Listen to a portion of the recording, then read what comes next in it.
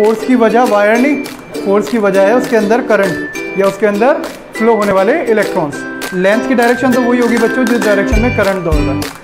और बी ये magnetic field है, जिस मैग्नेटिक फील्ड में ये वायर रखा हुआ है। कि कोई भी करंट कैरिंग वायर अगर किसी मैग्नेटिक फील्ड में रखा हुआ होगा तो वो एक फोर्स एक्सपीरियंस करेगा। ठीक, अब जो हमें पढ़ना है वो पढ़ना है force experienced bye a current carrying wire in a magnetic field. मान लो इस रीजन में एक मैग्नेटिक फील्ड प्रेजेंट है। ठीक, मैग्नेटिक फील्ड की कोई भी डायरेक्शन हो सकती। हम ये मान लेते हैं कि यहाँ पर एक into the page magnetic field present है। इनटू द पेज का मतलब है इनवर्ड, और इनवर्ड को कॉपी पर जो हम बनाते हैं ना बच्चों, वो एक्स की हेल्प से बनाते हैं। ये नोटेशन शायद आपने पहले यूज़ किया हो, और नहीं किया तो अभी सीख लो। एक्स और डॉट ये दो डायरेक्शन होती है। ठीक, अगर कोई डायरेक्शन ऐसी है जो हमारे इस प्लेन में बनाई जा सकती है तो उसको तो हम बनाते हैं एरो की हेल्प से।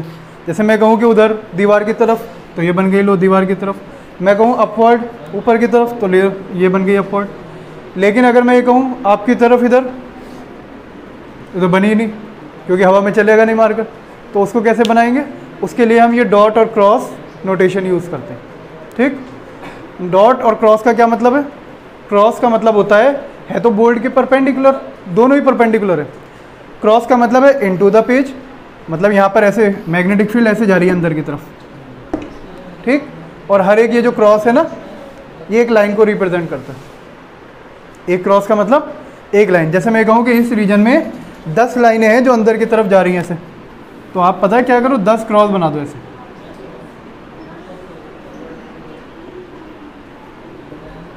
समझ में आ गई बात? ये 10 अलग अलग लाइन है, सबकी डायरेक्शन है इनटू द पेज। इसी तरीके से एक डायरेक्शन ये भी हो सकती है कि है तो परपेंडिकुलर बट इसके opposite outward direction, magnetic field बाहर आ रही है। वो कब होगा? जब इस दीवार के पीछे आप एक नॉर्थ पोल रखें और सामने एक साउथ पोल रख दें, तो मैग्नेटिक फील्ड अंदर से बाहर की तरफ आएगी, है ना। उसको रिप्रेजेंट करने के लिए हम यूज़ करते हैं ये वाला नोटेशन डॉट। बहुत सारे डॉट डॉट बना देते हैं और हर एक डॉट एक मैग्नेटिक फील्ड लाइन को रिप्रेजेंट कर रहा है जिसकी डायरेक्शन आउटवर्ड है। याद रहेगी बात? ठीक है, तुम्हारी समझ में आया? ठीक, शाबाश। इस मैग्नेटिक फील्ड में हमने क्या किया, एक वायर प्लेस किया हुआ, ऐसे रख दो, और इस वायर में एक करंट चालू कर दिया आई। ठीक, अभी हमने समझा कि कोई भी करंट कैरिंग वायर, और 10th क्लास में भी पढ़ा हुआ है कि कोई भी करंट कैरिंग वायर अगर किसी मैग्नेटिक फील्ड में रखा हुआ होगा तो वो एक फोर्स एक्सपीरियंस करेगा। ठीक, याद रहेगी बात? उस फोर्स की वैल्यू कितनी है वो आज हमें कैलकुलेट करना। ठीक है, करके रहेंगे, करें, चलो कोशिश करते हैं। पहले एक काम करते हैं, ये फोर्स क्यों फील करेगा इसको डिस्कस करते हैं। क्या रीज़न है? रीज़न है लॉरेंट्ज फोर्स, क्योंकि वही चीज़ जो तुम बता रहे हो। अगर हमारे पास एक करंट कैरिंग वायर है, तबीयत खराब हो रही है और कभी एक आंख बंद हो जाती रही, कभी दूसरी, मैं हंसी रोक रहा शक्ल अच्छा, ज़्यादा तेज हवा लग रही ऊपर से। सही, सुनो, खैर आगे सुनो। मैं ही कह रहा हूँ वायर के अंदर जो करंट है, इसका क्या मतलब है? इसका मतलब है इस वायर के अंदर इलेक्ट्रॉन्स दौड़ रहे हैं, है ना। और करंट है तो इसका मतलब मूविंग इलेक्ट्रॉन्स है, और जो मूविंग इलेक्ट्रॉन्स होते हैं वो मैग्नेटिक फील्ड में फोर्स फील करते हैं कितनी, क्यू वी क्रॉस बी के बराबर। तो इसके अंदर जो इलेक्ट्रॉन दौड़ रहे हैं ना भैया, वो इलेक्ट्रॉन सारे के सारे एक फोर्स फील करेंगे। ठीक, अब है तो वो इसके अंदर ही वायर के, देखने वाले को ऐसा लगेगा कि वायर फोर्स फील कर रहा, जबकि वायर नहीं बल्कि करंट या इसके अंदर दौड़ने वाले चार्जेस हैं जो एक्चुअल में फोर्स फील करेंगे। इसका एक और प्रमाण ले लो, एक और सबूत। वो क्या है कि अगर हम करंट स्विच ऑफ कर देते हैं तो ये जो फोर्स लग रही है ना इसके ऊपर, ये लगनी बंद हो जाएगी वायर के ऊपर, सुकून से हो जाएगा ये। ठीक, अब अगर वायर पर लगती फोर्स, क्यों भाई रवान, तो करंट बंद करने के बाद वायर थोड़ी गायब हो गया, वायर तो वहीं का वहीं है। तो वायर पर तो अब भी लगनी चाहिए थी फोर्स, बट अब नहीं लग रही है। वो सिर्फ तभी लगती है जब आप करंट स्विच ऑन करते। तो इससे ये पता चला कि फोर्स की वजह वायर नहीं, फोर्स की वजह है उसके अंदर करंट या उसके अंदर फ्लो होने वाले इलेक्ट्रॉन्स। तो हम इलेक्ट्रॉन्स के ऊपर ही फोर्स कैलकुलेट करेंगे कितनी फोर्स लगेगी। ठीक है, तरीका ये रहेगा, सुन लो अभी से बता देता हूँ कि पहले हम एक इलेक्ट्रॉन पे फोर्स निकालेंगे, फिर हम ये कोशिश करेंगे कि इस पूरे वायर में जितनी लेंथ पर भी आपको फोर्स निकालनी है कितने इलेक्ट्रॉन हो सकते हैं, और नंबर ऑफ इलेक्ट्रॉन से उठा के एक इलेक्ट्रॉन की फोर्स को मल्टीप्लाई करा देंगे, वही टोटल फोर्स हो जाएगी। ठीक है बात, तरीका समझ में आ गया? चलो कोशिश करते हैं, मेरी हेल्प कर देना, कोई परेशानी होगी ध्यान से समझो। सबसे पहले force experienced by single electron one charge. ठीक, एक चार्ज जो फोर्स फील करता है, वैसे तो उसका फॉर्मूला ये है क्यू वी क्रॉस बी, या फिर आप ऐसे भी लिख सकते हैं Q V B sine theta. ठीक, फॉर वन इलेक्ट्रॉन अगर आप निकालें तो एक इलेक्ट्रॉन का मतलब है उसका जो चार्ज होगा बच्चों वो ई के बराबर होगा, ई से डिनोट करते हैं ना, तो यहाँ पर क्यू की जगह पर ई रख दो और मान लेते हैं वो वी वेलोसिटी से, क्या है वी वेलोसिटी, कितनी होगी, ड्रिफ्ट वेलोसिटी के बराबर। किसी भी वायर में जब करंट होता है तो इलेक्ट्रॉन अपनी एवरेज वेलोसिटी ड्रिफ्ट वेलोसिटी से फ्लो करते हैं, सबको पता है। तो वेलोसिटी जो है वो वी डी के बराबर हो गई। मैग्नेटिक फील्ड की वैल्यू इस रीजन में मान लेते हैं बी के बराबर है। ठीक, और एंगल थीटा ही मान लेते हैं ना, साइन थीटा। सारी वैल्यूज इसके अंदर पुट कर दो तो force experience by one electron वो हो जाएगी ई वी डी कह लो चाहे इसको, बी साइन थीटा। ठीक, मान लीजिए इस वायर की जो लेंथ है ना यहाँ से लेकर यहाँ तक एल के बराबर है, वायर का वो पार्ट जिसके ऊपर आप फोर्स कैलकुलेट करना चाह रहे हैं उसकी लेंथ जो है वो एल है, और क्रॉस सेक्शन एरिया जो है वायर का कुछ ना कुछ थिकनेस तो होगी, कुछ क्रॉस सेक्शन एरिया होगा, उसको आप सपोज कर लीजिए कैपिटल ए। ठीक, ये दो बातें समझ में आई। वायर की वो लेंथ, वो पार्ट जिस पर आप फोर्स कैलकुलेट करना चाह रहे हैं, let it be L and area of cross section be A. और एक चीज़ और, स्मॉल एन है यहाँ पर number of charge, number of electrons per unit volume, जिसको हम इलेक्ट्रॉन डेंसिटी भी बोलते हैं, नंबर ऑफ इलेक्ट्रॉन्स पर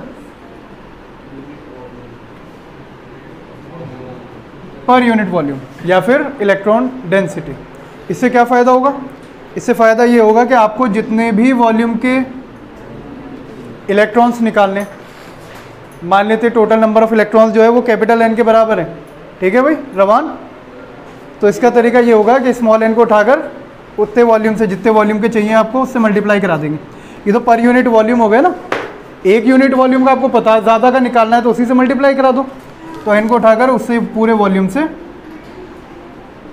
मल्टीप्लाई करा दो। ठीक, कितना है टोटल वॉल्यूम, चलिए वैल्यू यहाँ पुट कर देते पहले।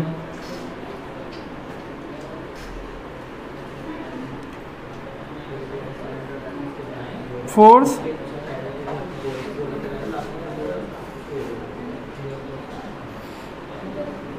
For a wire of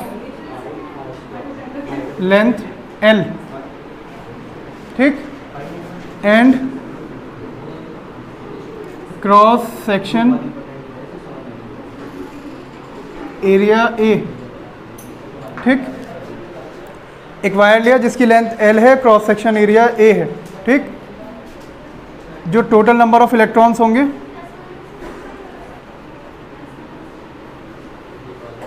total number of electrons capital N वो हो जाएंगे स्मॉल n इंटू वॉल्यूम, यहाँ पर अभी नीचे लिखा, और वॉल्यूम जो होता है वायर का वही सिलेंडर का जो volume, area of cross section into length, तो A इंटू L लिख सकते हैं उसको। अगर टोटल नंबर ऑफ इलेक्ट्रॉन्स आपको निकालने किसी भी वायर में, तो आपको जो नंबर ऑफ इलेक्ट्रॉन पर यूनिट वॉल्यूम दिया है ना, उसको टोटल वॉल्यूम से मल्टीप्लाई करा दो। टोटल वॉल्यूम किसी भी चीज़ का आप एरिया इंटू लेंथ लिख सकते हैं। अगर आपको क्रॉस सेक्शन एरिया मालूम है, मान लीजिए इस मार्कर का क्रॉस सेक्शन एरिया है A और इसकी लेंथ है L, तो दोनों को मल्टीप्लाई करा दो। एक्चुअल फार्मूला यही है, जैसे आपने पाई आर स्क्वायर एल पढ़ा, पाई आर स्क्वायर एच, यही तो पढ़ा था वॉल्यूम का फार्मूला। तो पाई आर स्क्वायर क्या है, एरिया है, सर्किल का एरिया, और एच क्या है, इसकी लेंथ हो गई, है ना। तो सिंपल हर जगह ये फार्मूला लग जाता है। टोटल फोर्स कितनी हो जाएगी?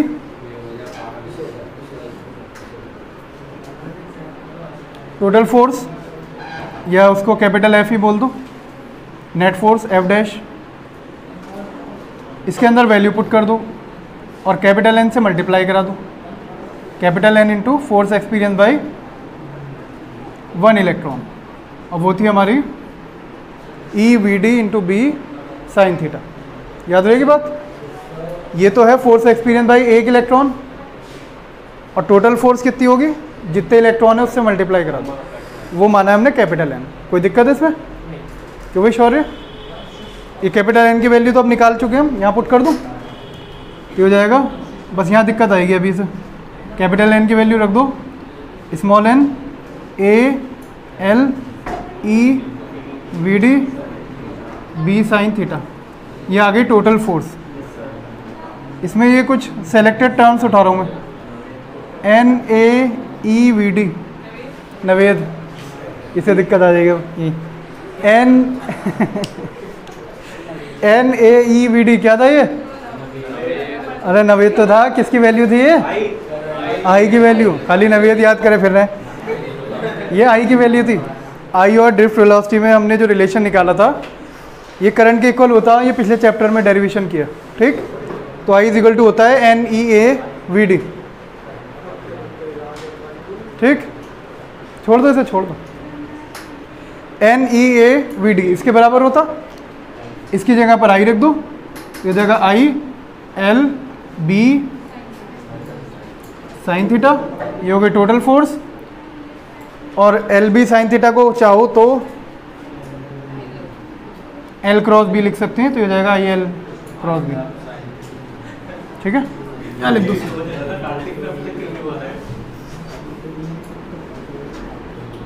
आई लव साइन थीटा, ठीक है, ये आ जाएगा आई एल क्रॉस बी।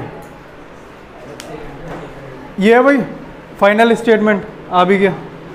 आई L cross B, L B sine theta को एल क्रॉस बी लिख सकते हैं, 11वीं कक्षा में पढ़ा होगा, ठीक है। तो ये I L B sine theta हो जाएगा आई एल क्रॉस बी। इससे आगे की बात, फाइनल लास्ट चीज़ वो और डिस्कस कर लेते हैं। एल क्रॉस बी एक क्रॉस प्रोडक्ट है ना, दो वेक्टर्स का, एक तो लेंथ और एक मैग्नेटिक फील्ड। अब मैं कहूँ कि मान लीजिए करंट अपवर्ड जा रहा है, तो एल तो अपवर्ड हो गया, और मैग्नेटिक फील्ड हमने बना रखी है, क्रॉस का मतलब है इनवर्ड। तो आप ये बताइए, इस वायर पर जो फोर्स लगेगी वो किधर को लगेगी? किधर को लगेगी? ऊपर को। ऊपर को तो वायर में करंट जा रहा है, तो लेंथ तो ऊपर हो गई। मैग्नेटिक फील्ड किधर है? इनवर्ड, तो अंदर की तरफ कर्ल करना है आपको फिंगर्स को। तो थंब किधर जा रहा है? इस वायर पर जो फोर्स लगेगी वो इधर लगेगी। ये वायर थोड़ी देर में ना ऐसे थोड़ा सा गोल गोल घूम जाएगा, ऐसा हो जाएगा, इधर को मुड़ जाएगा, ठीक। असलियत में ऐसे ही होगा, ठीक है। उतार लो।